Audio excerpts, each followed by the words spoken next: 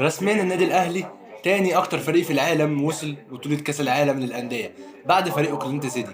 بشكل رسمي النادي الاهلي واحد من الفرق المشاركة في كاس العالم للاندية، بعد ذلك بالمركز الثالث في هذه البطولة لواحد من اعظم الاندية في تاريخ كرة القدم الافريقية والعربية بطبيعة الحال، بتاريخ كبير جدا وشخصية عظيمة جدا وتأثير مهم جدا في المباريات الكبيرة، وحتى وإن غاب عنا أسماء أو لاعبين شوفوا من نوعية الأندية اللي لا يتأثرون لأنهم يستمدون قوتهم من اللون، من الشعار، من النسر، من هذه القيمة التاريخية على مدار أجيال طويلة في كرة القدم المصرية. المقاومة في المغرب.